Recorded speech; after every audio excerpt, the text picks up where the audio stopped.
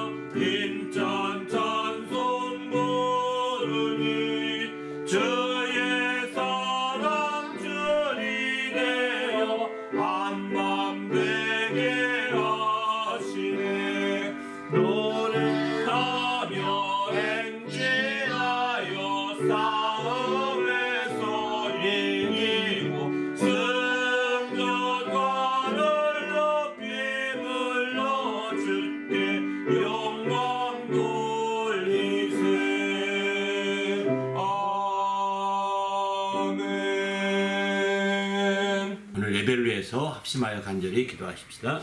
하나님 아버지여 감사합니다. 오늘 또 거룩한 날 주셔서 우리 하나님 앞에 나와서 예배하며 영광 돌리는 귀한 믿음의 시간, 복된 시간 주심을 감사합니다. 이 모든 시간 하나님의 성령으로 충만하게 하시고 은혜와 진리가 충만하여 우리 하나님을 기쁘시게 하는 믿음의 시간이 될 수 있도록 인도하여 주시옵소서. 진리로 충만하게 하시고 은혜로 풍성한 역사를 이룰 수 있도록 주여 붙들어 주시옵소서. 우리 주님이 함께 하시고 주의 은혜 가운데 풍성한 가운데 역사하여 주셔서 하나님의 큰 영광을 드러내는 믿음의 모든 시간이 될 수 있도록 우리 아버지여 이끄시며 함께하여 주시옵소서. 오늘도 우리 주님이 함께 하시고 인도하심을 감사하오며 예수님의 이름으로 기도하옵나이다. 아멘.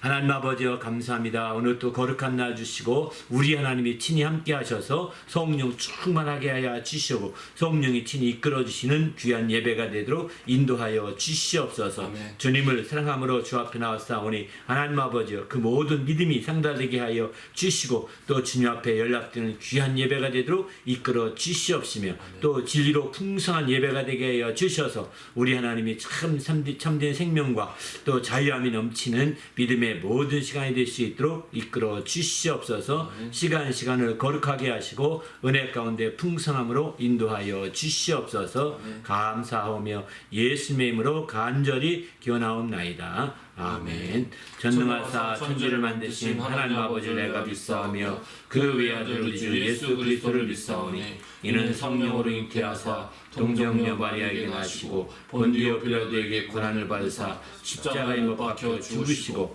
장사한 지 사흘 만에 죽은 자 가운데서 다시 살아나시며 하늘에 오르사 전능하신 하나님 우편에 앉아 계시다가 저희로서 산자와 죽은 자를 심판하러 오시리라. 성령을 믿사오며 거룩한 공예와 성도가 서로 교통하는 것과 죄를 사하여 주시는 것과 몸이 다시 사는 것과 영원히 사는 것을 믿사옵나이다.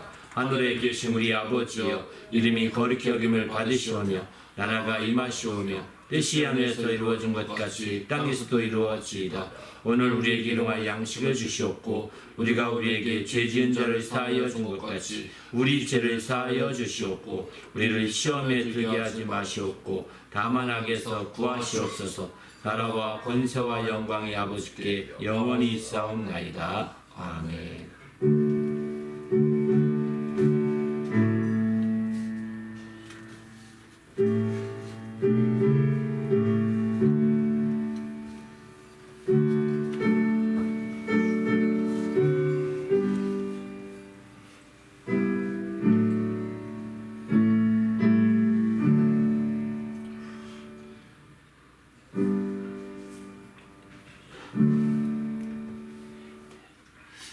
오늘 하나님께 드릴 찬송은 이것이 행복이라오, 또 행복 찬양입니다. 또 항상 주 안에 있음 감사 찬양입니다. 또 은혜 아니면 살아갈 수가 없네, 이 세 곡 찬송으로 하나님께 영광 드립니다.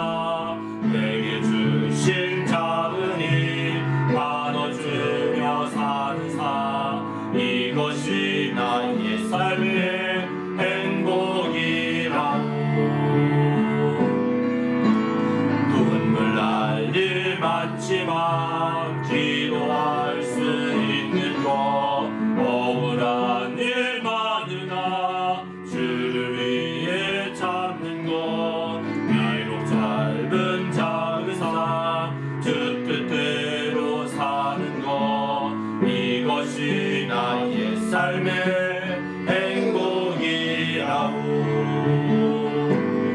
이것이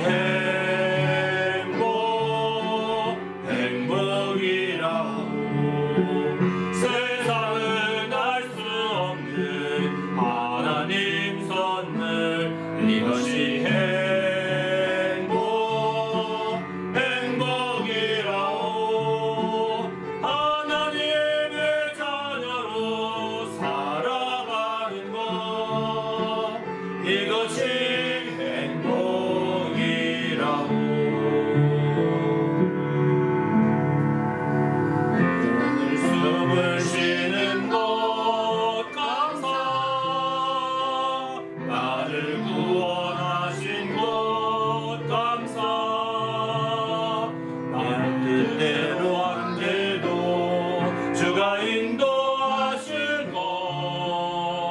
모든 것 감사 내게 주신 모든 것 감사 내게 가져가신 것 감사 내게 고난 주셔서 진리 달게 하신 것 모든 것 감사 주님 감사해요. 주님 감사해요. 내가 여기까지 온 것도 은혜입니다. 주님 감사해요. 주님 감사해요. 나를 사랑하신 주 사랑 감사합니다.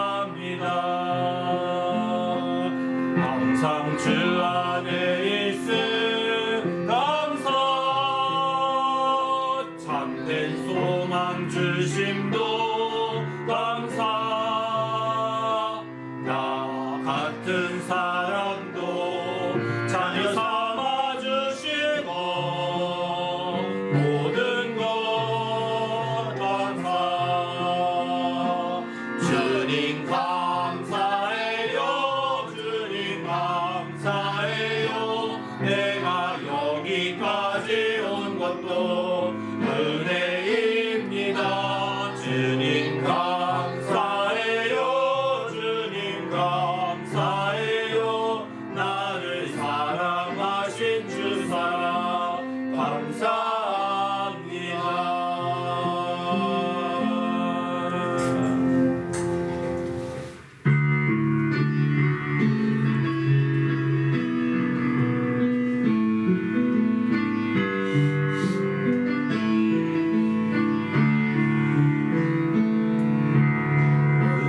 은혜 아니면 살아갈 수가 없네.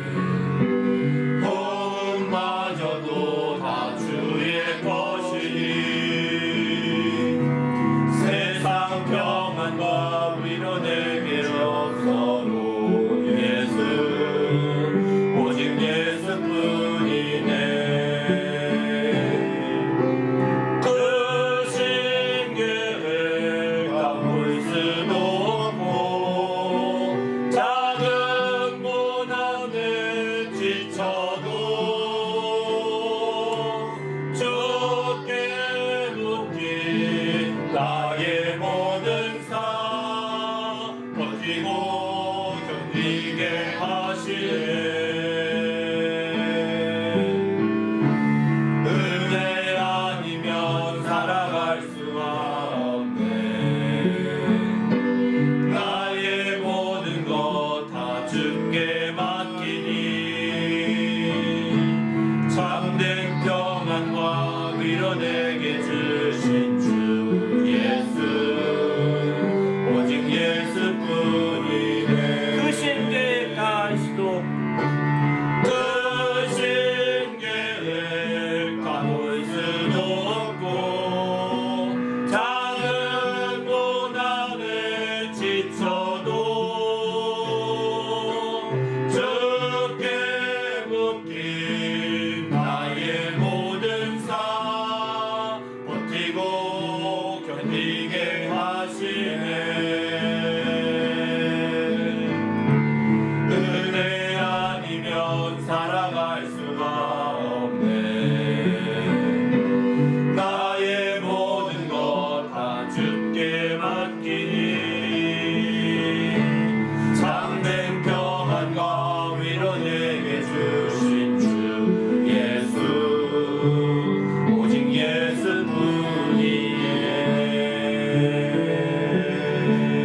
예수뿐이네. 할렐루야. 함께 또 기도할 때 하나님 오늘 또 주의 말씀으로 채워주시고 인도해달라고 오늘 또 지난 주간에 주말에 부흥성회를 했는데 네 번째 시간을 말씀 나누고자 합니다. 오늘은 의와 복이 임하는 4단계라는 제목의 말씀으로 이렇게 나누고자 합니다. 의와 복이 임하는 4단계. 하나님께서 의와 복이 우리 가운데 온전히 임할 때 행복해지는 거거든요. 하나님이 의와 복이 우리 가운데서 정말 크게 역사함으로 행복을 온전히 누리는 믿음의 성도가 될 수 있도록 오늘 또 그 말씀을 통해서 크게 감동되며 감화될 수 있도록 인도해 달라고 간절히 합심해서 기도하시고 또 보험기도한 후에 함께 말씀 나누도록 하겠습니다. 하나님 아버지여 감사합니다. 우리 주님이 함께 하시고 인도하셔서 오늘 또 우리 하나님 앞에 나와서 예배하며 영광 드리는 주의 모든 성도들을 기억하시고 주의 복으로 함께하여 주시옵소서. 주님을 사랑함으로 이처럼 거룩한 복된 시간을 주셨사오니 우리 하나님께서 함께 하셔서 하나님의 큰 영광을 드러내기에 조금도 부족함이 없도록 인도하여 주시옵소서. 주님께서 함께 하셔서 거룩한 시간, 복된 시간 되기 원하올 때 우리 주 예수 이름으로 간절히 기도하옵나이다. 아멘. 하나님 아버지 감사합니다. 우리 주님이 함께 하시고 인도하셔서 우리 하나님 앞에 영광 돌리는 믿음의 모든 시간이 되게 하시고 함께하여 주시옵소서.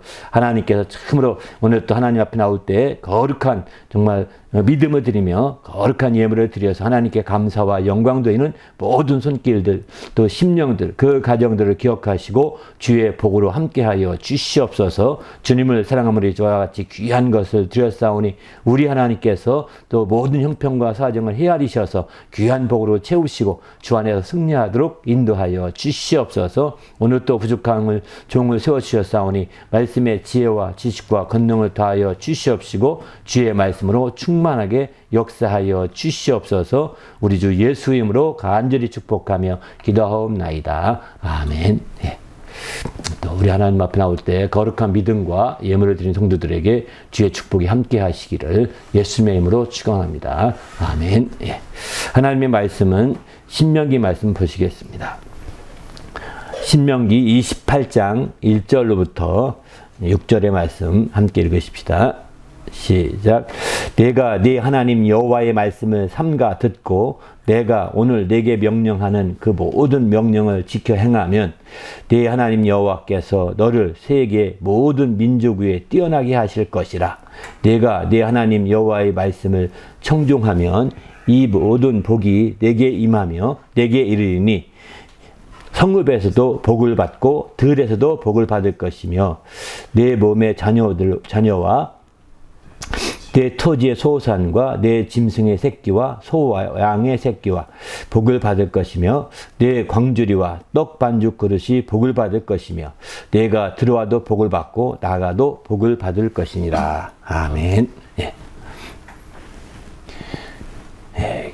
그동안에 이제 지난 주일까지 부흥성에 3번 말씀드렸는데 아무리 해도 그 말씀을 다 증가할 수 없어서 오늘 이제 4번째 시간, 다음 주 한 주 더 해야 될 것 같습니다.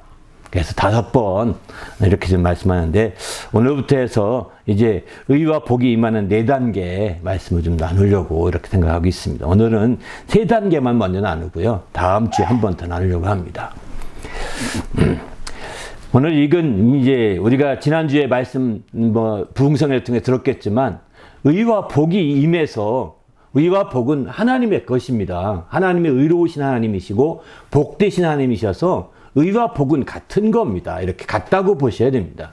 따로따로 역사하지 않습니다. 의와 복은 함께 역사하거든요. 왜? 한 하나님께 나온 것이기 때문에 함께 한 방향으로 나가는 겁니다. 단지 우리에게 우리 인간의 편에서 볼 때는 복으로 느껴지게 되는 것이고 하나님의 편에서 볼 때는 그게 의로 나타나게 되는 것이죠.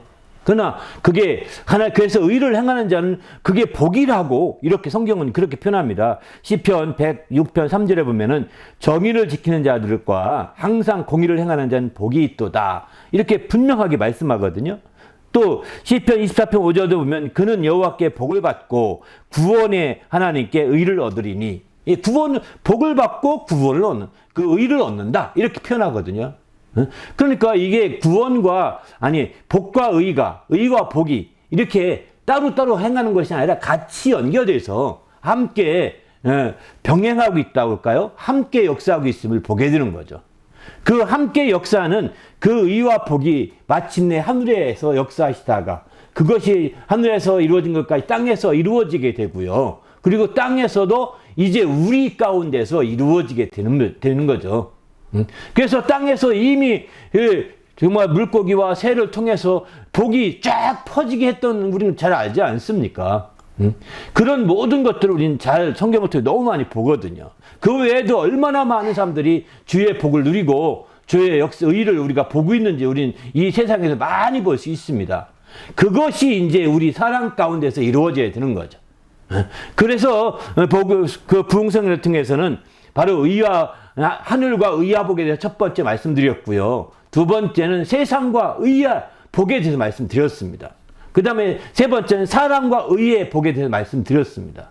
그런데 그게 궁극적으로 사랑과 의의 복이 되어야 되는데 사랑과 의의 복이 이루어지기 위해서 그냥 세 번째 시간에는 거달기식으로 이렇게 쭉 하다 보니까 너무 아쉬운 거예요. 그래서 그걸 좀 더 심화시켜야 되겠다 생각 들어서 그것을 이제 4단계로 좀 더 구체적인 설명을 좀 드리려고 생각하고 있습니다. 바로 다시 말한다면 왜 이걸 그렇게 구체적으로 말씀드리냐? 하나님의 의의 복이 하늘에 있던 의와 복이 사람에게 임해서 세상을 통하여 사람에게 임해서 드디어 우리에게 그것을 누리고 힘있고 살아야 되는 겁니다.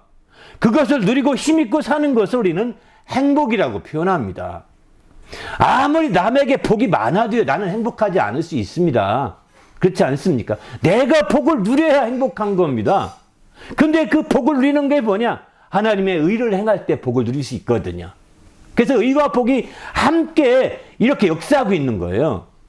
복 따로 의 따로가 아닌 겁니다. 그래서 어떤 그 사기꾼들이 사기쳐서 복된 요소는 많이 갈 수 있지만, 그게 복입니까?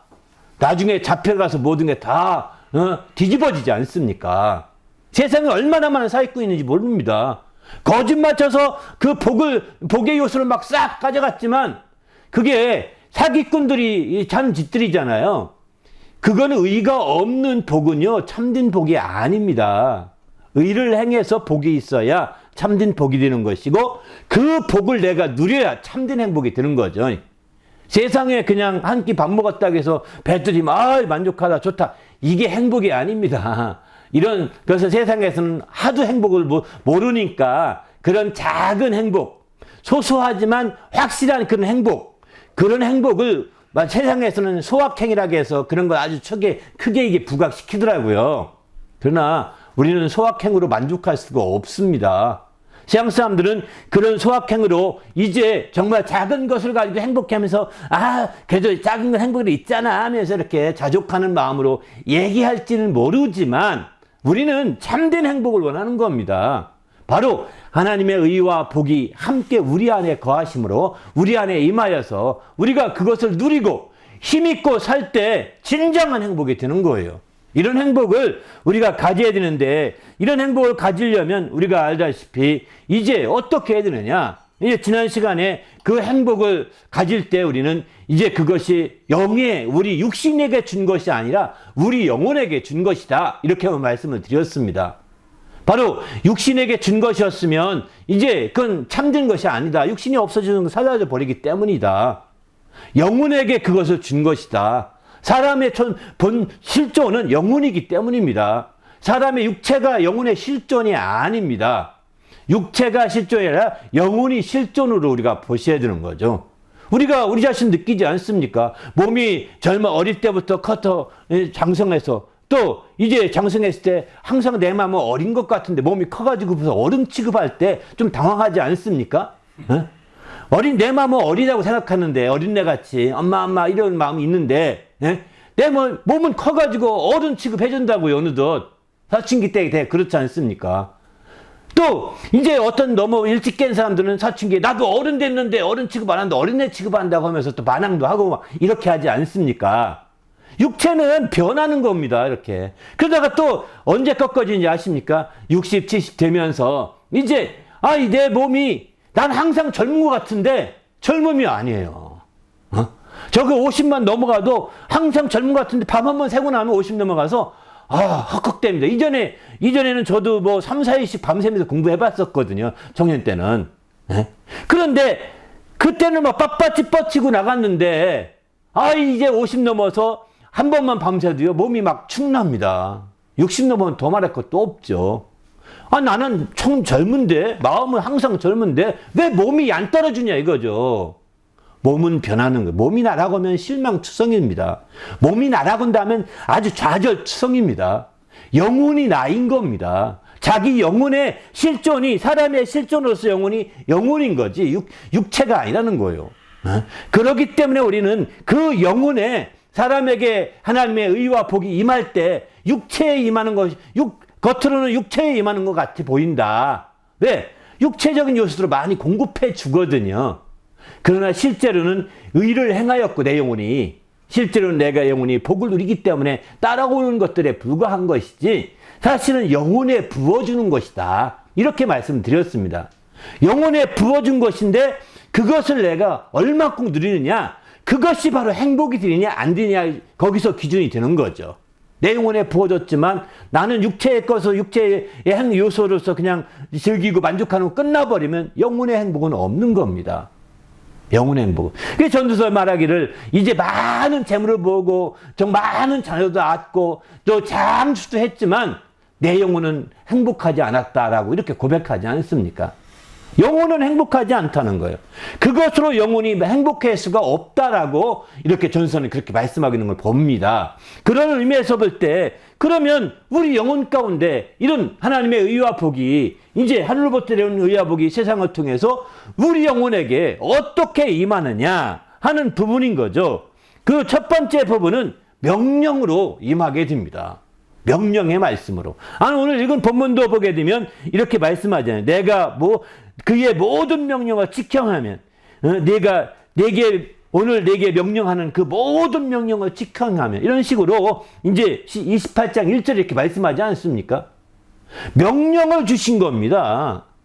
말씀이라고 우리는 평범하게 생각을 하죠. 말씀입니다. 다른 말은 말씀이에요. 근데 말씀이라고 할 때는 그저 교훈 주는 정도로 생각하는 것 같아서 제가 일부러 명령이다라고 이렇게 말씀을 드리는 겁니다. 말씀이라고 해도 틀린 것이 아닙니다. 그것을 계명이라고 해도 틀린 것이 아닙니다. 그것을 계명이라고 말할 수도 있고 말씀이라고 말할 수도 있는데 그것이 이제 명령이라고 제가 여기서 강조하는 것은 교훈 정도로 생각해서 안 된다는 거예요. 계명 정도로 그냥 우리의 갈 길을 대충 인도하는 그런 방향 설정해주는 그런 정도로만 생각해서는 안 된다는 것입니다. 그러면 이 명령, 최초의 명령이 무엇이냐? 최초의 명령이 바로 그것은 창세기 2장 9절에 이렇게 말합니다. 2장 9절에 보게 되면 여호와 하나님이 그 땅에 보이시기를 아름답고 먹기에 좋은 나무가 나게 하시니 동산 가운데 생명나무와 선악을 알게 하는 나무도 있더라 했고요. 최초의 명령이 2장 27절에 보면 선악을 알게 하는 나무의 열매는 먹지 말라. 내가 먹는 날에는 반드시 죽으리라 하시니라. 최초의 명령입니다. 이것은 창세기 2장 17절 이 말씀은 최초의 명령이라는 거예요. 그래서 선악을 알게 하는 나무의 열매는 먹지 말라. 내가 이것을 먹는 날에는 정령 죽으리라는 겁니다. 반드시 죽으리라고 이렇게 말씀하고 있습니다. 바로 이 명령을 우리가 왜 주셨을까요? 이렇게 명령을 주신 것은 우리 영혼 때문이에요. 우리 영혼 때문인 겁니다. 그것이 선악을 알게 하는 나무가 우리 몸에 영양가가 많아서가 아닙니다. 우리 몸에 영양가 때문에 그게 독이 많아서가 이것도 아닙니다. 영양가가 많거나 반대로 독이 많거나 해서 먹지 말라는 것이 아닙니다. 이거 먹으면 너 살찔까봐 두려우니까 먹지 말라. 이것도 아니라고요. 그것은 명령인 거예요. 또 구별시킨 겁니다. 다 먹으라 했거든요. 동산에 있는 모든 걸 다 먹으라고 했습니다. 그런데 한 가지만이라고 딱 한 가지로 구별시킨 거죠. 이렇게 구별시킨 것은 그 영혼의 생기를 부어넣어서 생명이 되게 했기 때문입니다. 그 영혼에게 생명이 되게 했기 때문에 그렇게 먹지 말라고 한서 명령해 주신 거죠. 그 명령이 살아있으면 하나님이 동산 중앙에 딱 선 것과 똑같은 거예요. 하나님의 명령이 굳게 서 있으면 하나님이 굳게 동산 중에 서서 이렇게 감독하는 것과 똑같은 거거든요. 그런데 우리의 삶 가운데 하나님 명령이 내 영혼의 중심에 굳게 서 있습니까? 그 명령이 굳게 서 있으면 하나님의 감독을 받으며 하나님의 인도를 받으며 하나님의 도우심을 받으며 보호를 받고 있는 겁니다. 그러나 그 명령을 당신 어느 순간에 딱 꺾어버리면 그 명령을 부정해버리면 당신의 중심은 하나님이 안 계시고 당신 스스로가 그 중심에 서게 될 것입니다. 그때부터는 그게 불의가 되는 겁니다. 왜? 하나님의 명령을 거부했기 때문입니다. 바로 하나님의 명령이 의가 되는 거예요. 그 신명기 6장 25절 보면 이런 말씀합니다. 우리가 그의 명령하신 대로 이 모든 명령을 우리 하나님 여호와 앞에서 삼가 지키면 그것이 우리의 의로움이니라 할지니라. 명령을 지키면 그것이 우리의 의로움이라는 거예요. 명령을 지키지 않으면 그것이 우리의 불의함이 되는 겁니다. 그래서 이제 하나님의 그 명령을 지키면 그것이 의로움이 되어서 그 명령을 따라 복을 주시는 거죠. 명령을. 그래서 신명기 11장 27절은 명령을 들으면 복이 될 것이요. 이렇게 말씀하십니다. 명령을 들으면 복이 될 것이라고 분명히 11장 27절 이렇게 말씀하시죠. 그러니까 같은 명령을 두고 그게 의로움이요. 같은 명령을 두고 그것이 바로 이제 복이 된다. 이렇게 말씀하고 있거든요. 그것이 복이 되고 그것이 정말 의가 되는 겁니다. 그래서 우리는 주님 안에서 철저히 하나님 말씀을 따라 우리가 행하게 되는 거죠. 또 신명기 12장 28절도 보면 내가 내게 명령하는 이 모든 말을 너는 듣고 지키라. 내 하나님 여호와의 복전에 선과 의를 행하면 너와 내 후손에게 영구히 복이 있으리라. 지켜서 그것이 의가 되고 의를 행하게 되면 너와 내 후손에게 영구히 복이 된다. 영구한 복은 바로 하늘에 있는 복밖에 없는 겁니다. 세상에 재물이 영구한 게 어디 있습니까? 부자 3대 못 간다는 것이 일반 속담이잖아요. 영구한 복이 아닙니다. 바로 영원한 복은 바로 하늘로부터 공급된 복이어야만이 가능한데 그 복은 우리 영혼이 받는 것이 육신이 받는 것이 아니라는 거죠. 그래서 우리가 이 영혼이 받기 위해서 하나님은 명령으로 육신을 위해서는 다 먹으라 했습니다. 육신을 위해서. 그러니까 선악과를 먹었어도 육신이 안 죽었잖아요. 육신이 죽었습니까? 아담과 하와는 뻔뻔히 살아서 1000년 가까이 900년 넘게 살았습니다. 뻔뻔하게. 네? 아니 죽는다면 죽어야 즉사해야 되지 않겠습니까? 그러면 죽는다는 게 거짓말 친 거냐? 영혼이 죽은 거죠. 명령을 주어서 영혼을 살게 하려고 했는데 영혼이 죽은 거예요. 거절함으로 말미암아. 그때부터 그 영혼이 죽어서 하나님과 교통함이 끊어지니까 어떻게 됐을까요? 방황하게 되고 공허하게 되고 또 중심을 못 잡고 혼돈에 빠져가는 것입니다. 그래서 영혼이 살아나지 못한 영혼들은 다 인생이 무상하다고 말하고 공허하다고 말합니다. 주위에 예수 안 믿는 사람 다 보세요. 그의 죽음 앞두고 다 인생에 덧없는 것이요. 불쌍하고 공허한 인생들이요. 이렇게 말하거든요. 그거는요 영혼이 살아나지 않은 사람들의 공통점입니다. 영혼이 살아나서 하나님과 정말 소통이 이루어진 사람들은 그런 말 하지 않습니다.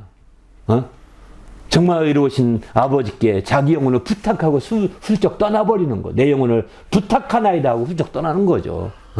우리는 그러기 때문에 우리가 하나님의 명령을 우리 속에 그것도 변두리가 아닙니다. 중심에 둬야 되는 거죠. 선악과처럼 동산 중앙에 둬야 되는 거죠. 만약에 동산 중앙에 안 두고 선악과를 동쪽 끄트머리 뒀다면 어떻게 됐을까요? 북쪽 끄트머리 두거나 서쪽 끄트머리 두고 이렇게 했으면 아마 안 먹을 가능성이 높습니다. 왜? 거기 잘 안 가니까. 한 바퀴 돌다 왔다 갔다, 한 바퀴 돌려 하더라도 왔다 직선으로 돌지, 이렇게 하겠습니까? 그러니까, 거기 갈 확률은 굉장히 적잖아요. 그러나 중앙에 있다는 것은 확률이 많다는 뜻이거든요. 쉽게 접근할 수 있다는 뜻이거든요. 그래서 우리는 하나님의 명령이 우리 안에 살아있어야 된다고 성경은 아주 이렇게 강조하고 있는 거죠. 그런데 이 명령이 아니라 말씀으로 보더라도 똑같습니다. 성경은 이 말씀에 대해서 마찬가지예요. 정말 주께서 명령하신 증거들은 의롭고 지극히 성실하다. 시편 119편 138절에 이렇게 말씀하거든요. 또 히브리서 5장 13절 보게 되면은 의의 말씀을 경험한 자가 장성한 자라고 하는데 의의 말씀이라고 표현. 하나님 말씀이 의의 말씀입니다. 그 명령하신 모든 증거들, 그 말씀들은 의롭다 했습니다. 그런데 그뿐만 아니죠. 그러면 말씀을 지키면 어떻게 되냐? 하나님 누가복음 예수님이 직접 11장 28절 이렇게 말씀하십니다. 바로 주 예수께서 이르시되 오리여 누가복음 11장 28절 보면 하나님의 말씀을 듣고 지키는 자가 복이 있느니라 이렇게 말합니다. 말씀을 듣고 지키는 자가 복이 있다. 이렇게 분명하게 언급해 주고 있지 않습니까? 그러니까 하나님 말씀이 의의 말씀이요. 또 의로운 그 말씀을 듣고 지키는 자가 복이 있다는 거예요. 그러니까 말씀에는 의와 복이 함께 들어있는 거예요. 의와 복이. 그래서 우리는 말씀이라고 하면 대개가 교훈이라고 이해하기 쉬워서 저는 하나님의 정말 의와 복이 맨 처음 임한 방식은 명령으로 임했다. 이렇게 말씀하죠. 예수님도 그렇게 말씀하십니다. 바로 나는 명령을 받았다. 이렇게 말씀하시잖아요. 주님이 교훈해 주셨다. 이렇게 말씀하지 아니하시고 나는 그의 말씀이 명령이 인도한다. 이렇게 말씀하십니다. 그러니까 우리는 주의 말씀을, 하나님의 말씀을 그냥 단순한 교훈, 내게 어떤 철학, 사상을 주는 이런 거로 생각해서는 안 됩니다. 바로 명령으로 받고 그 말씀, 명령의 말씀이 중심에 서서 그것을 우리가 지키고 그것을 행할 때 그게 바로 의가 드러내는 길이거든요. 이렇게 의를 행하고 의를 드러내게 되면, 하나님의 의를 나타내게 되면 그게 바로 복을 받는 지름길이라고 성경은 이렇게 말씀하고 있습니다. 바로 그 처음이 바로 이런 명령의 말씀을 통해서 이제 그 아담과 하와에게 임했던 그 말씀이 이제 계속 그때부터 이루어진 거죠. 그런데 공교롭게 아담과 하와가 정말 그 말씀을 거부함으로 말미암아 이제 하나님과 소통하기 끊어집니다. 끊어졌는데 그럼에도 불구하고 육신적으로는 하나님과 나도 소통했고 다 나눴던 것이 있었잖아요. 그런 것들이 있어서 육신적으로 흘러내려온 거예요, 사실은. 영혼의 소통이 안 돼도 육신적, 그래도 하나님이 분명히 계시고 우리가 잘못했지만 하나님과 관계를 가져가야 된다. 그분께 제사 드려야 된다. 해서 그의 아들 아벨과 가인이 제사를 드렸던 거고 하나님께 번제를 드렸던 거고 다 이제 아담과 하와가 그런 가르침이 있었기 때문에 그렇게 한 거죠. 살아있는 동안엔 계속 가르쳤던 것 같습니다. 그런 가르침이 이어져서 이제 쭉 내려오다가 노아 때 이르러서 이제 명령의 말씀이 드디어 이제 언약으로 맺어지게 됩니다. 언약으로 임하게 되는 거예요. 근데 우리가 알다시피 이제 노아의 아버지가 무드셀라죠. 노아의 할아버지가 무드셀라인 거예요. 노아의 할아버지 무드셀라가 죽을 때가 홍수가 일어났거든요. 그런데 이 무드셀라는 우리가 알다시피 아담이 살아있을 때 함께 살아있습니다. 연대로 쭉 측정해 보면. 아담으로부터 직접 말씀 다 들었던 거고 한 세대 지나서 다시 노아에게 연결된 거와 똑같습니다. 그 수많은 세대지만 그런 거 볼 때에 이제 그게 구전이라는 게 그냥 멀리 우리 같이 막 1000년 구전이면 우리가 상상할 수가 없잖아요. 그래서 1000년 3분에게 직접 들은다고 생각해 보세요. 900년 3분에게 직접 그것도 700~800년 들었습니다. 무드셀라는 알다시피 969세 살았잖아요. 그게 노홍수 일어나던 해 바로 전에 죽게 되거든요. 그 다음에 홍수가 일어나거든요. 근데 그때의 무드셀라는 한 700년 가까이 그 500년 이상 그 할아버지 아담 할아버지 다 들은 얘기예요. 그렇게 해서 내려온 거예요. 이 명령의 말씀이. 그래서 하나님 명령은 우리가 귀하게 해야 된다. 이렇게 알게 된 거죠. 그게 그 자식들이 다 똑같은 마음을 갖지 못했겠죠. 어떤 좋은 사람들은 그래 우리 하나님의 명령을 중시하게 해야 돼. 우리는 그렇게 시작된 조상이야. 이렇게 했고 어떤 자식들은 에이 그런 게 어디 있어. 지금 시대에 먹고 살기 바쁜데 하고서 뻗어나가는 거죠. 그렇게 퍼져나가는데 그 중에서 그저 우린 조상으로부터 아담 할아버지로부터 그 위 할아버지로부터 이어진 이 말씀이 우리에게 너무 중요하다고 명령의 말씀을 소중히 여겼던 그 계열이 노아의 계열이라고 보셔야 되는 거죠. 노아의 계열인 겁니다. 나머지는 등장하지 않는 거 본다면 성경에 다 제 길로 간 겁니다. 육신의 길로 간 거예요. 그냥 육신의 길로 가면 죄악의 길로 가는 겁니다. 그러나 아담의 쭉 이어진 노아의 계열만 그렇게 하나님의 어떤 명령으로 주신 말씀을 귀여기면서 노아 때 아담 때부터 있었던 일들 쭉 전수해 온 거예요. 구전으로. 그러다가 이제 거기서 끝나지 아니하고 아담과 함께 하나님께서 언약을 맺게 됩니다. 아담에게. 먼저 아담에게 복을 주시죠. 언약을 맺기 전에. 내게 복이 있으라고 복을 주시게 되죠. 그리고 나서 아담과 언약을 맺게 되는데 이런 아담과의 언약은 우리가 알다시피 창세기의 7장에서 보면 잘 나오게 됩니다. 이제 여호와께서 7장 1절에 보면은 여호와께서 노아에게 이르시되 너와 내 온 집을 방주에 들어가라. 이 세대에서 내가 내 의로움을 보았노라. 이렇게 하면서 방주에 들어가게 하시고 마침내 이제 창세기 6장 18절에 너와는 내가 내 언약을 세우리니 너는 내 아들들과 내 아내들과 내 며느리와 함께 있음이라. 이렇게 말하죠. 그 방주에 들어가고 6장 18절에 처음으로 이제 내 언약을 세우리니 이렇게 말씀하십니다. 그래서 마침내 7장 1절에 방주에 들어가도록 다 짓고 들어가도록 명령하시게 되는 거죠. 9장 11절에 노아 홍수가 다 끝난 다음에 또 얘기합니다. 내가 너희와 언약을 세우리니 다시는 모든 생명을 홍수로 멸하지 아니할 것이라. 홍수로 다 멸한 다음에 노아의 가족만 남은 다음에 말하는 거예요. 멸하지 아니할 것이라. 땅은 멸한 홍수가 다시 있지 아니하리라 말씀하시고 12절 보게 되면은 하나님이 이르시되 내가 너희와 또 너희와 함께 거하는 모든 생명 사이에 대대로 영원히 세우시는 이제 언약의 증거는 이것이니라. 그것이 뭐냐면 바로 내가 내 무지개를 구름 사이에 두었으니 이것이 나와 세상 사이의 언약의 증거니라. 이렇게 말합니다. 그렇습니다. 이렇게 하나님의 언약의 증거를 이렇게 분명하게 말씀하고 있는 걸 보게 됩니다. 그래서 노아의 언약을 무지개의 언약이다. 심지어 이렇게 표현합니다. 이 언약은 이제 다시는 물로 명하지 않겠다. 모든 족속을 물로 다시는 명한 일이 없겠다라고 하면서, 물론 뭐 홍수에 휩쓸려가서 지금도 죽는 사람 있죠. 소수의 사람 있습니다. 그러나 인류 전체를 멸하는 그런 일이 없다는 거예요. 이렇게 하면서 새롭게 주님께서 일반적인 명령을 말씀하시게 되는 거죠. 그리고 나서 주님께서 이 언약을, 이제 그 언약을 확증하시게 된 것은 아브라함 때입니다. 노아의 자녀 가운데 아브라함 때인 것이죠. 노아 홍수 이후에 아브라함 계열로 셈부터 해서 이제 쭉 그 자녀들에게 이어졌는데, 바로 이제 아브라함 때 와서 확실한 언약을 세우게 됩니다.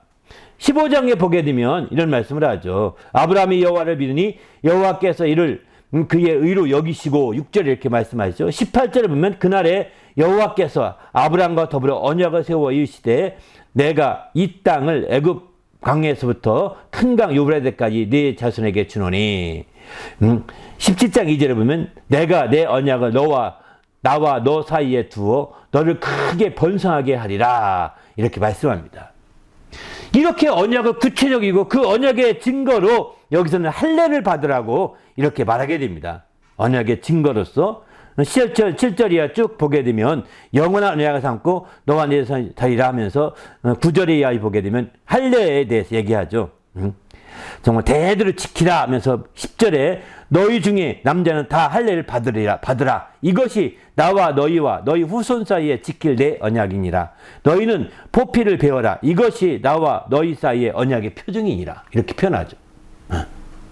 이렇게 언약의 표징을, 이제 앞에서는 언약의 증거라고 했는데 여기는 언약의 표징이라고 했어요. 표징을 보여준 거죠. 그래서 마침내 이제 이 언약 때문에 그 아브라함의 자손들은 마침내 다 할례를 받게 되는 거죠.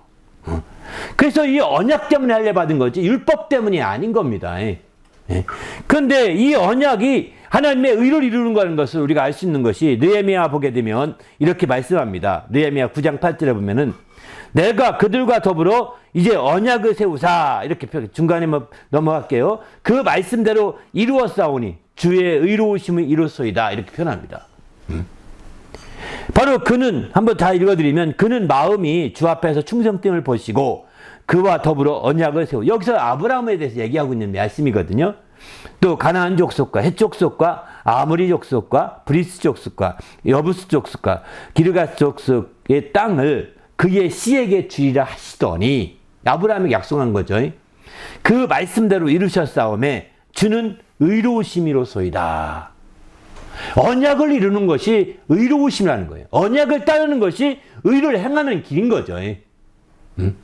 언약을 따르는 것이 의를 행하는 길인 겁니다. 이사야서 60장 8절도 보면 나 여호와는 정의를 사랑하며 불의의 강탈을 미워하며 성실히 그들에게 갚아주고 그들과 영원한 언약을 맺을 것이라. 이렇게 표현하죠. 바로 정의를 사랑하신다는 거예요. 불의의 강탈을 미워하시는, 이것도 다 정의의 문제죠. 또 그들에게 갚아주시는 것, 심판하시는 것, 이것도 의의 문제거든요. 이렇게 해서 마침내 하시는데 바로 영원한 의약 때문이라는 거예요. 언약 때문이라는 거예요. 영원한 언약 때문에, 언약을 맺은 것 때문에 이렇게 하는 것이죠. 그렇습니다. 하나님의 언약은, 그 언약을 이루는 것 자체가 하나님의 의를 이루는 지름길이고 의를 나타내고 의를 드러내는 길인 거예요. 언약을 강조하고 언약을 우리가 소유하는 것은 굉장히 중요합니다. 여기 언약이라는 것은 단순한 약속이 아닙니다. 우리가 말로 하는 약속을 언약이라고 어떤 사람은 그렇게 쉽게 해석할 수 있는데 그거 아닙니다. 계약할 때 약속이지 일반 약속이 아닙니다. 말로 계약하는 겁니다. 계약은 우리가 해지하면 그만 부당하게 되잖아요. 그걸 해지하면 그 스스로가 그 어떤 벌칙금을 낼 수밖에 없잖아요. 계약 관계라는 거예요. 그 명령해 주신 말씀을 이제는 계약 단계가 된 겁니다. 그냥 이렇게 하면 약속해 줄게. 약속 정도가 아닌 겁니다. 하나님이 약속이라는 개념과 좀 다른 거예요. 바로 언약이라고 표현합니다. 이 언약이 사실은 옛 언약이라고 표현하는 거죠. 성경에서 본다면. 신약에 와서는 새 언약인 거예요. 뭐고요. 바로 이 언약이고 이 언약이 바로 그만큼 복이 또 반면에 이 언약을 행하면 얼마나 복이 있느냐. 예레미야 32장 4절을 보게 되면 내가 그들에게 복을 주기 위하여 그들을 떠나지 아니하리라 하는 영원한 언약을 그들에게 세우고 그러니까 복을 주기 위해서 언약을 세운다는 겁니다. 영원히 떠나지 아니하리라 하는 영원한 언약을 복을 주기 위해서 세웠다는 겁니다. 그 언약이 의로우심을 나타낼 뿐만 아니라 언약이 복을 주게 세운 것이니까 언약을 지키는 것이 이제 그 복을 받는 지름길인 거죠. 그래서 언약도 동일하게 이제 의와 복이 함께 역사하고 있는 거예요. 의와 복이. 언약을 주신 것은 의와 복이 우리 영혼 가운데 임하게 하기. 이 언약을 주신 것은 육신에 준 것이 아닙니다. 육신에 준 것이 아니. 왜 그러면 육신에 준 것이면 영원한 언약이라고 말할 수가 없는 거예요. 바로 우리 영혼에 부어주신 언약인 것이죠. 그래서 우리는 주님 앞에서 이런 언약을 소중히 여기고 이렇게 나가야 되는 거죠.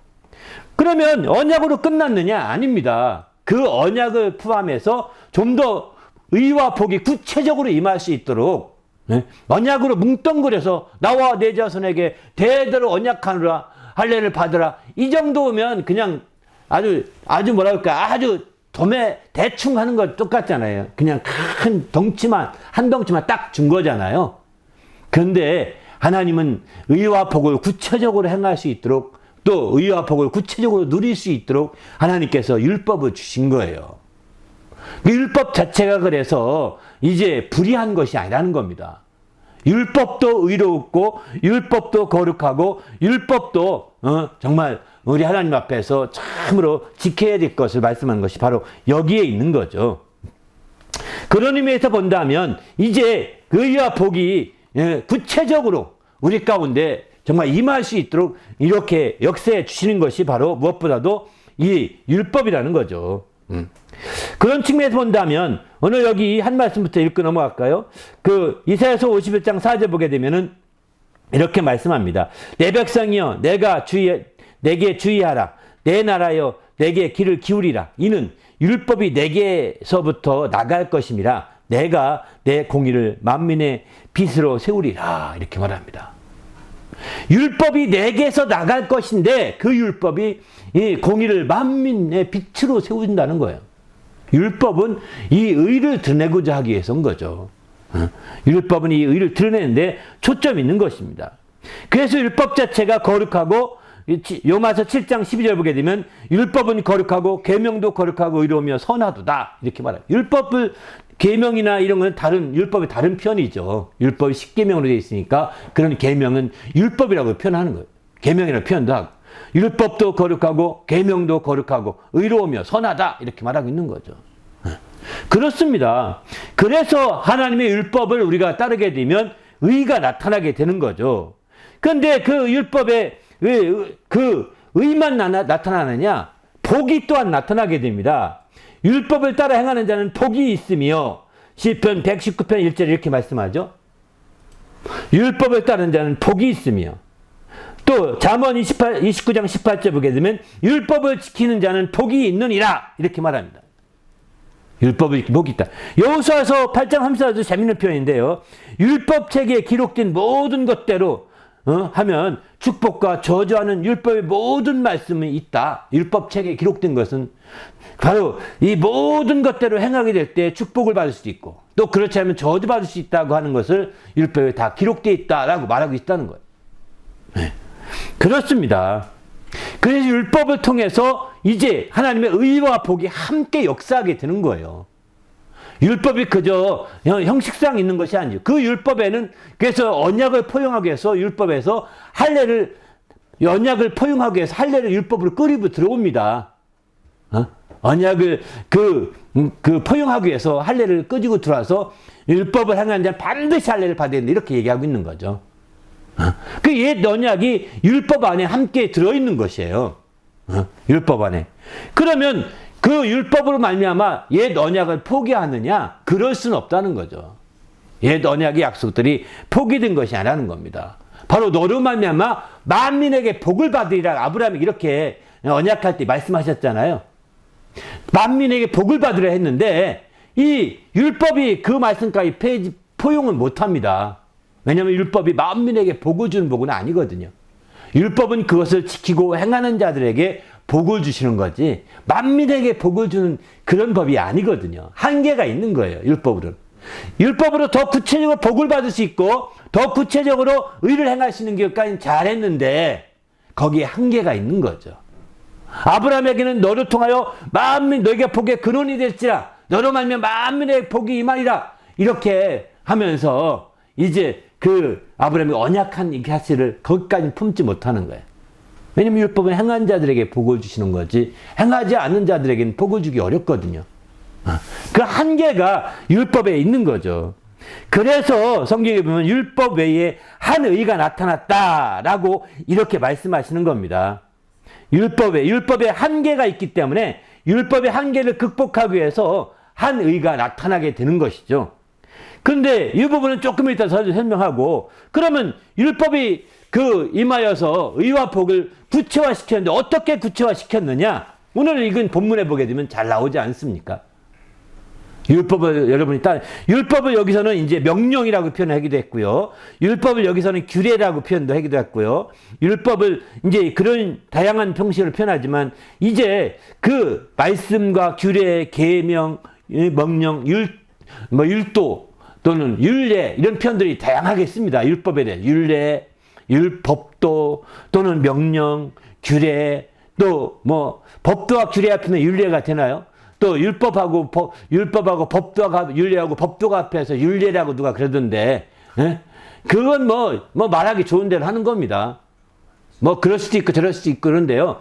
그러나 다 율법의 범주에 들어있는 것들입니다. 오늘 본문에 보게 되면 이렇게 말씀하죠. 내가 하나님의 여호와의 말씀 2절입니다. 청종하면 이 율법을 청종하면은 뜻입니다.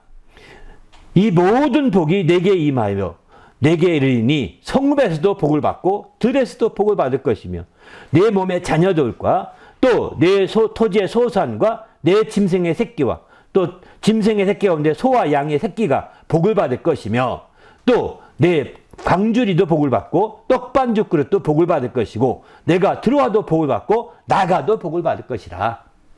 아주 이렇게 분명히 말씀하죠. 바로 이처럼 이제 복을 받는다는 것을 아주 구체화시킴으로 내가 들어가도 나가도 그래서 이 사람들은 들어가도 복을 받고 나가도 복을 받고 나갈 때 그래서 말씀하면 읽고 나갑니다. 들어갈 때 말씀 읽으려고 그 문지방 앞에 이렇게 말씀 구절이 있습니다. 저희 여기도 유대인이 사는 집인데 말씀을 넣기 위해서 옆에 이렇게 열쇠 함같이 만들어 놨어요. 후문 쪽 보게 되면. 처음에 왔더니 그 말씀 함을 얹어놓은 방에 말씀함 얹어놓은 조그만 이렇게 작은 선반이 있더라고요. 이렇게 방에 들어가 일어나자마자 그거 말씀 피는 겁니다. 일어나도 보고받고 누워도 보고받고 이렇게 하려고. 나갈 때 그 말씀 보고 하니까 말씀도 보고 하니까. 그래서 옷수에도 길게 하고 이렇게 다니는 거예요. 왜? 말씀을 기억하려고. 기민머리 안 자르고, 말씀대로 하는 사람, 기민머리 안 자르고 길게 들려서 바람 흔들 때마다, 난 말씀대로 살고 있지. 느끼는 거잖아요. 또 옷술에 길게 끝 매잖아요. 여기 베레스트는 다 유대인들 거리인데, 유대인들이 토요일 보면 쭉 검은 옷 입고 다니는 거 보는데 이 아주 김이 뭐 길게 또 널 꽈서 이렇게 다니고 또 말씀 옷술에 차고 다닙니다. 왜? 바람이 불 때마다 난 말씀대로 사는 거야. 느끼잖아요. 여러분 느끼십니까? 몸에 안 느끼기 때문에 지금 말씀대로 못 사는 거거든요. 몸에 느낀다면 말씀대로 안 살 수가 없죠. 근데 안 느껴지잖아요. 그래서 여러분의 이어폰에 끼고 다니는 말씀을 늘 듣는 이어폰을 끼고 다니라고 저는 권하고 싶은 거예요. 그렇게 하면 하루 종일 말씀만 들어보면 물론 수업 들을 때 안 되겠지만 다른 업무 볼 때 안 되겠지만 그러면 당신은 말씀 가운데 사실 느껴지지 않겠습니까? 그러나 우리는 그렇게 하기 어렵죠. 현실적이지 않죠. 비현실적인 권고이죠. 어쨌든 그들은 그렇게 이어폰을 그렇게 안 낄지는 모르지만 옛날에 아마 예수님 그 율법이 내릴 때 모세 당시 지금부터 한 3,500년 전, 4,000년 전이거든요. 이게 3,500년, 4,000년 전 얘기인데 그때 아마 이어폰이 있다면 틀림없이 너는 이어폰에 늘 듣고 다녀라 이랬을 것입니다. 없어서 그 계명이 안 내린 거죠. 아무튼 우리는 주님 안에서 이렇게 말씀을 통해서 복을 받을 길을 열어주신 거예요. 내가 복을 받고 있다 확신을 갖게 해주신 거예요. 말씀을 통해서 이 복을 받고 있습니다. 그래서 주님께서 오셔서 내가 율법을 피하러 온 줄 생각하느냐? 아니다. 난 율법을 완전하게 하려고 왔지 율법을 피하러 온 적이 없다. 이렇게 율법에 대해서 옹호하는 식으로 말씀하시잖아요. 율법을 오히려 더 강화하고 옹호하는 식으로 말씀하신다고요. 그런데 알다시피 율법에는 한계가 있는 것이 바로 옛 언약을 다 품지 못했기 때문입니다. 한마디로 말해서 만민에게 복을 전하시겠는데 율법 안에서 복을 받아서 복을 구체화시키긴 했는데 복이 퍼져나갈 수가 없어요. 바로 율법을 행하는 자들, 지키는 자들에게만 복이 임할 뿐인 거죠. 그러다 보니까 율법에 이런 한계를 느꼈고 더 나아가서 율법을 이제 그걸 율법을 복을 느끼게 하려고 다양하게 육신적으로 여러 규례를 만들고 여러 조례를 만들어서 규칙을 만들어 지키게 했는데 좋죠. 그들은 지키는 자들은 다 지킬 수 있는 것들이거든요. 웬만하면. 그런데 우리가 알다시피 그것은 육신을 위한 거거든요. 육신의 하나의 그 예법에 불과한 거거든요. 그 율법은 그래서 육신의 예법에 불과한 것이다 라고 성경은 이렇게 말씀하고 있습니다. 육신의 예법에 불과한 것이라는 거예요. 그래서 우리는 이제 율법이 이제 그 히브리서 9장 10절에 보게 되면은 바로 율법은 육신의 예법뿐이요 개혁할 때까지 맡겨둔 것에 불과한 것이다 라고 이렇게 말씀하고 있습니다. 그래서 우리는 주님 안에서 율법의 이런 한계를 우리가 지적하면서 여기서 새롭게 나가야 되는 거죠. 그 율법은 그래서 그러면 노골적으로 뭐라고 얘기하느냐? 로마서 3장 19절 보면 율법 이렇게 말합니다. 우리가 알거니와 율법이 말하는 바는 율법 아래에 있는 자들에게 말하는 율법 아래에 있는 자들이 말하는 거라는 거예요. 율법이 말하는 율법 밖에 있는 자는 그 해당되지 않는다는 겁니다. 말하는 것인데 이 모든 입을 막고 그들의 입을 막고 온 세상으로 하나님의 심판에 있게 하려 함이라. 그들의 입을 막고 심판을 있음을 알게 깨닫게 하려 함이라는 겁니다.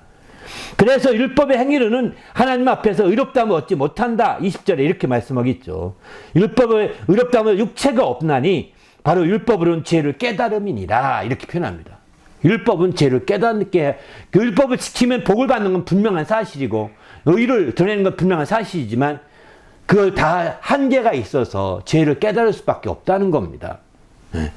그래서 이제 디모데전서 1장 8절에 이런 말씀을 합니다. 9절부터면 너희가 알 것은 이것이니 율법은 옳은 사람을 위하여 세운 것이 아니다. 율법은 의인들을 위하여 세운 것이 아니라는 겁니다. 그러면 의인들을 위하여 세운 것이 아니면 누구냐?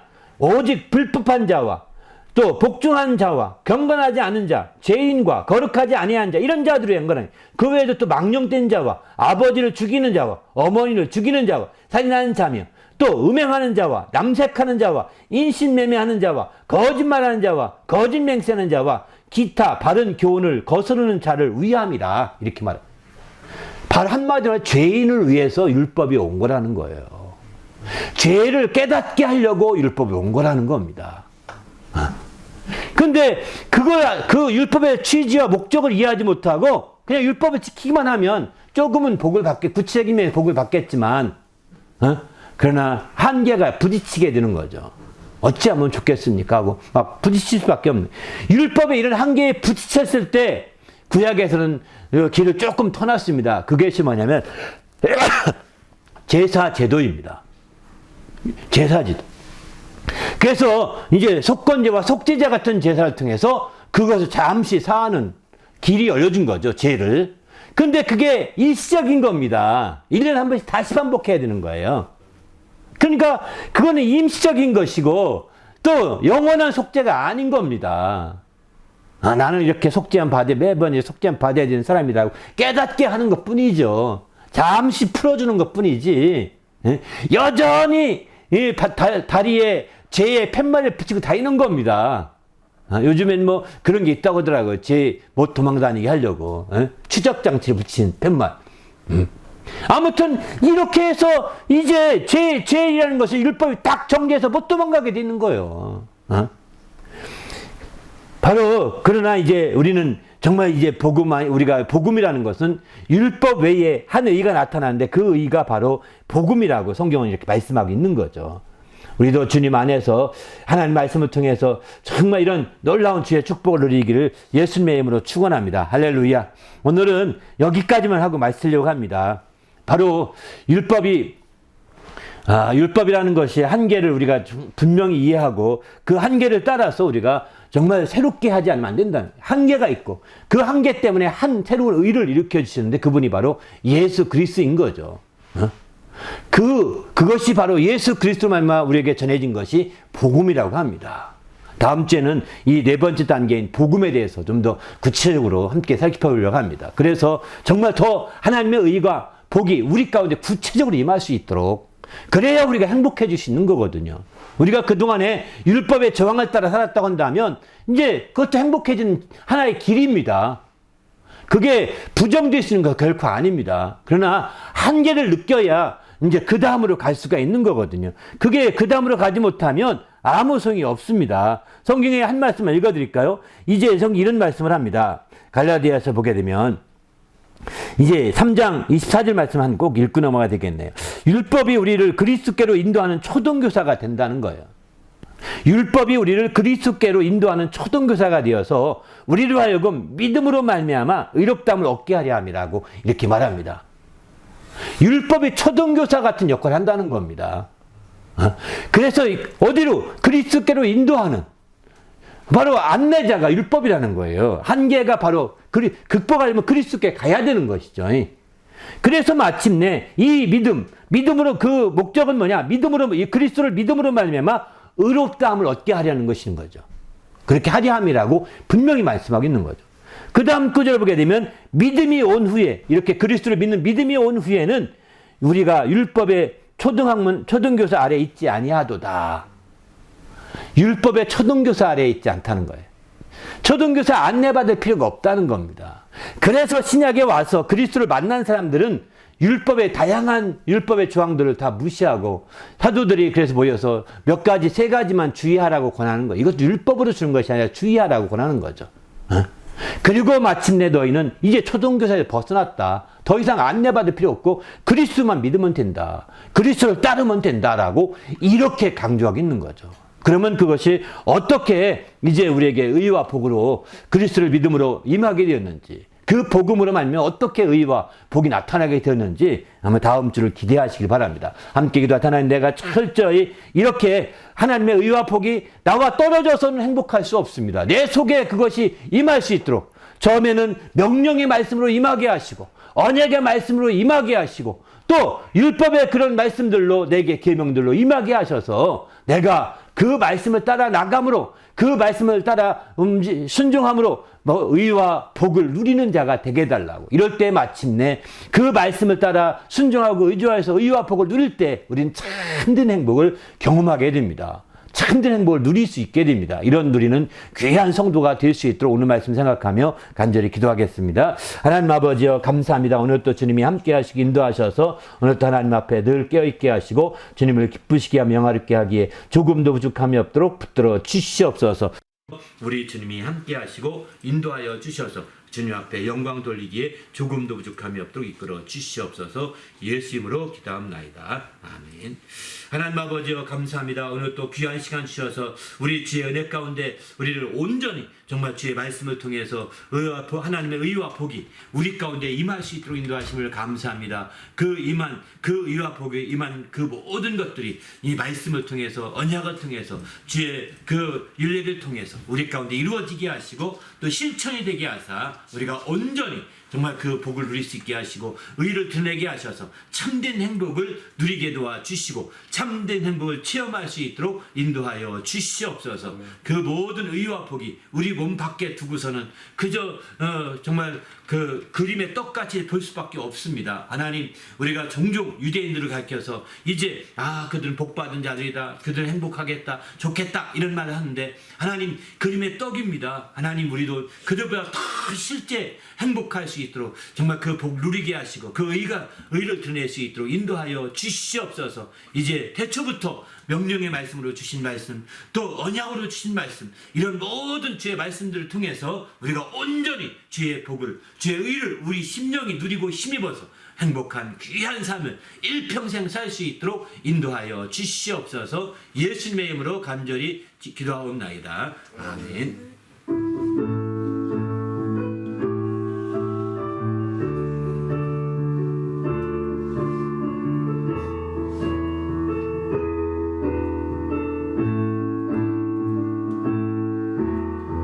형제 자매여 참된 행복을 찾거든 예수님을 만나보세요. 그분으로 인하여 참 평안을 얻으며 나와 같이 고백할 거요. 난 예수가 좋다오. 난 예수가 좋다오.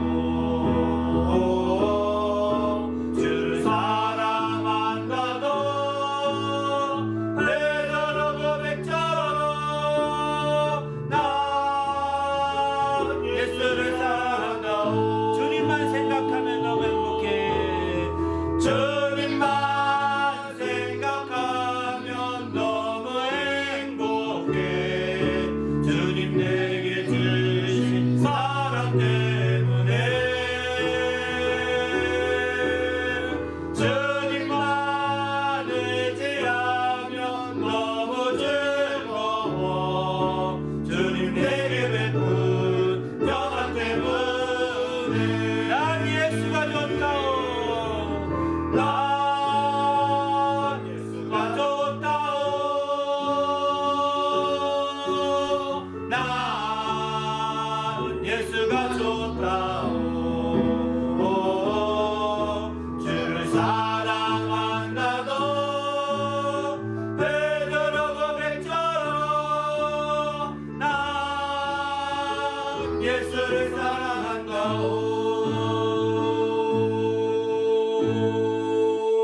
할렐루야. 기도하십시다.